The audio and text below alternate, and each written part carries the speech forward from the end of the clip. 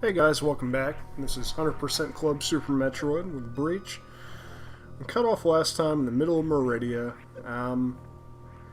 It's not a great area of the game, but we're gonna power through because it's part of 100%. This whole week is Meridia week because I get fairly lost in here. It takes me a lot of time. If you didn't gather that from the last episode. This episode, we're going to Batwoon. We're doing kind of a shorter one today. I meant to do a long one last time, but just ran out of time on the session. And my apologies for that. But here, we're still off in the direction towards the plasma beam, which we can't get until we defeat Dragon. Now, we did stumble on something else, which is the way you're really supposed to originally get to Meridia. This is Criteria, and this is the loop around from the wrecked ship that leads directly into Meridia. There's nothing over there. Remember when we were at the wrecked ship and I kept going to a spot, and I even cut it out because I wasted a whole bunch of time without the gravity suit. That hallway leads down to here, where this elevator is. It's the area of the game where there's nothing. And the only point that people play through it is when they're doing 100% map completion. So, right now, we gotta work our way back to the main room there, so that we can find Batwoon and get this kind of settled.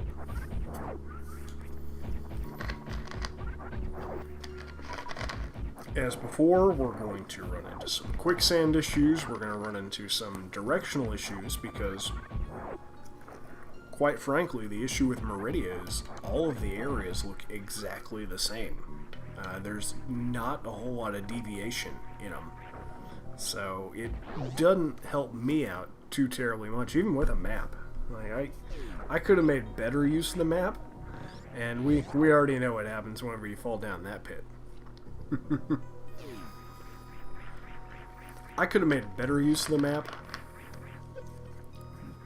but honestly, I'm not sure how much it would have helped. The best advice I can get for tackling Meridia, there's that locked door for the plasma beam, by the way, that doesn't open until after we kill Dragon. And it's kind of like in Krait's hideout. We had that locked door where there was an energy tank, and it wouldn't open until after we'd killed Krait. Well, that's how that door is. That door leads to the plasma beam. We're at the far tippy north and east corner of Meridia right now. Now, like I said, we ass backwards our way over to the back door, like where Dragon's fight lets out. And I think part of what's confusing about Meridia is because it is broken into sections. You have the section leading up to Batwoon, and then the section to Dragon. And the two cross over each other in some really weird spots. Now here, remember this room? This is our favorite Quicksand room, where we are furiously tapping the jump button again, accidentally getting a one-tile wall jump off of that little platform there. And I think I found that the rhythm was spin jumping and trying to do it either as you hit the sand or right after you hit the sand. But it seemed to be working better for me there. Now, we are going to have to go this way. Which is because of the super missile door. These guys are meant to be frozen. We're going to see this room quite a bit, to be honest, in the backtracking through Meridia and stuff. I'll try and cut out a fair bit of it, because next week's episodes are the ones where we're really going to see it. But the other super missile door is kind of why we got stuck over there. And this leads us out of Meridia. Like, that's the way over to Kraid's. If we super missiled through that wall. And here we are just trying to backdoor. No, Breach, you can't do that. Remember, you hit a super missile gate. You messed up. And somewhere I re-equipped the ice beam. Maybe I was talking about Meridia while I did that, but I don't remember doing it. And here we have a save room. So, guess what we're going to do in here? We're going to look and walk out. I think at this point I had realized my mistake, that it was Zero Mission where all of the save rooms are, or not all, but Zero Mission where a save room contains an item.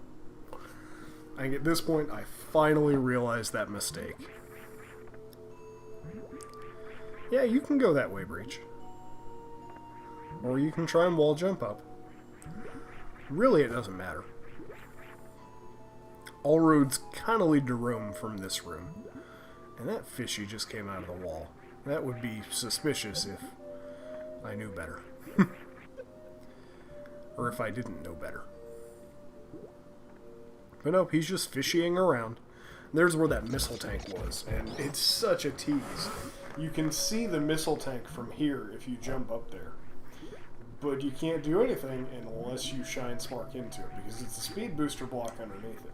And there's where our super missile was, where you would have an indication that there's some other way to get to that spot.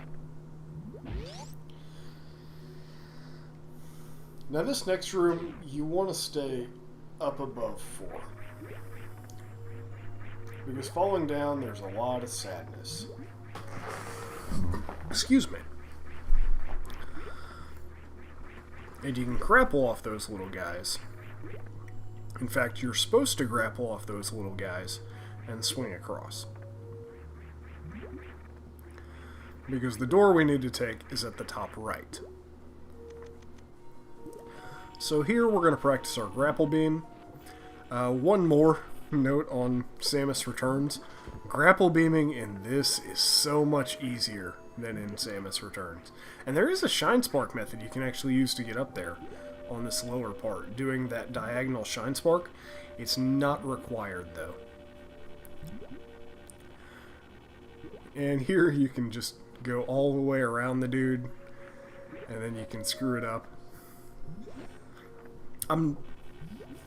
I could use a lot more practice with this, but my point on Samus Returns, the grapple beaming in this is so much easier than in Samus Returns, because to aim your grapple beam, unless you want to move while you're aiming, or if you want to move in a direction and aim in a direction, you gotta hold like L to do it, and it's just, it feels really weird on a 3DS, because you have 360 degree aiming, and it feels so awkward. It's such a great game. That's my one complaint, is the aiming is awkward enough that it just cramps up your hands getting used to it and doing it. Now, like I said, grappling is one of my biggest skill hurdles. Like, I can do some pretty impressive wall jumps and a couple other things. Grapple beaming is kind of where my skills fail a little bit, because it's not a skill that I ever had as a kid. It's not like it's not like riding a bicycle for me, because every time I play this, it's kind of a new skill learned. I really wish I had given this a better shot growing up, because there's such a good game here, especially if you take the time to learn the skills to get really good at it. Just an amazing concept here. Even with like this one area that I'm not as big of a fan of, the game still has so much depth and viability for you. And the fact that I actually don't think... Oh, there is something in here. Derp. The fact that I didn't really experience Super Metroid until after I'd already seen like how the game plays out, I really wish. Don't go through there, Breach. Don't do it. You're in Brinstar. You're gonna have to. There you go. You smarted. You made us smart. Because if I'd gone through that super missile gate, I would have been stuck on the other side. And then I'd have to go back through that little grapple beam area. These guys, if you're ever low on anything, like I noticed we were like 6 energy tanks down, so I just stopped here to farm them up a little bit. Take off the ice beam before you do it. Pretty advisable. But you can always use these little infinite enemy spawning points just to recharge your resources. I mean, it's a smart thing to do. Like, I went through this whole playthrough with no deaths. And it's because anytime I'd come super close like that, I'd either play so conservatively there was no chance of me dying, or I would just go and farm a resource like that. And it really can make the difference between life and death. Now, there is another technique for getting some of your health back that requires Samus having a shine spark and consuming her resources. I've never done it, but I know it's there. It's like a crystal spark or whatever it's called. And basically you consume missiles and power bombs and super missiles to recharge your health if you pull it off like right as you're gonna die. And it's a function in the game, but I don't remember the inputs for it, and honestly I've never had to do it. This is the most... I complained about a couple of the other missile packs. That is the most dickish missile pack ever, because it's right behind a walkthrough wall, but the map ends there, so you have no indication, unless you bump into it or feel like you need to go over there, that wall is fake. It's just like, oh yeah, you could just walked in for this free one, but you know, you didn't, so that sucks. But yeah, that is super cheap, I think. There are a couple of these upgrades that are just in really shitty spots, and that's one of them. Like the Shine Spark one, yeah, that's pretty cheesy too. But at least you have an indication, like, okay, there's a hallway I need to run down, and I can get up there. You guys even put a nice little plant here to line up my jump. These little bastards need to die. Nope, nothing special here, Breach. Just keep on keeping on. You're almost to Batwoon. But yeah, for all the things that this game does right, it does still have flaws. And the flaws do stem largely from the show, don't tell method of storytelling that the game does. Oh, hello. Oh, hey, a super missile and a missile just sitting there waiting. And that's somewhere that, unless you fell down there and fell down on the exact middle and didn't get damage boosted off, you might not have found this. It's very likely that you would have overlooked it, because there's a lot of places where there's no indication that you should look for anything, which I think is the game's greatest weakness, that's been rectified in a lot of the newer ones.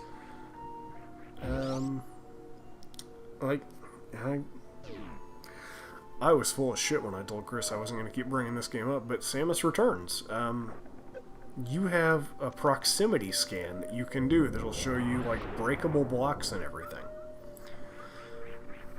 And all items do kind of show up on your map, and it'll show you, whenever you do a proximity scan, where some hidden items are on your map. So that you can go find them. And it'll tell you what % of an area you have done. Zero Mission would tell you what % of an area you have the items from. Which I think is an amazing addition, because here you have a giant world and for a lot of it, there's no indication that anything is missing. You have no indication where some things might be hidden unless you just fully explore and do stupid stuff to try and find it. Now, there is a certain bit of Metroid logic you can use for it, because there is, excuse me, there is a method to the madness, so to speak. But, excuse me, outside of doing that, finding everything can be a fairly sizable challenge if you're not checking literally everything or using a guide or already have the skills in place to know what kind of different puzzles they're going to use to hide some stuff. And here, this room, we get to go back through several times because we have to sink through the pits that are underneath. Oh, darn it. There's a super easy way you can get up there. And there we go. Oh, I screwed it up. That got us into this room, though. What's in here? This room looks interesting. It's not. But it looks interesting. I believe you fall down into here from some sand pits up above it. Would be why this is a point of interest at all. Otherwise, there's really no purpose for this room. Yeah, I believe it's when you fall into from pits above. Hey, little Mr. Shell. We're gonna kick you and play soccer with you. So, let's try and shine spark all the way up this time. Oh, you pressed down too early on that. Okay. Let's try it from here. Nope. Derp.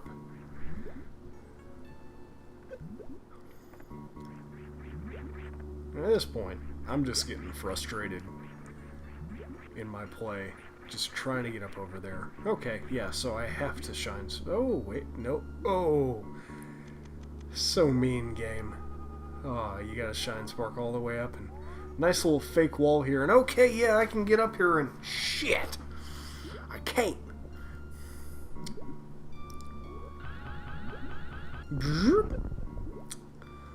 And we got ourselves a missile, and there's a door on the other side of this room. I wonder if there's a boss on the other side of that door. I do declare super missiles. Well, isn't that pleasant?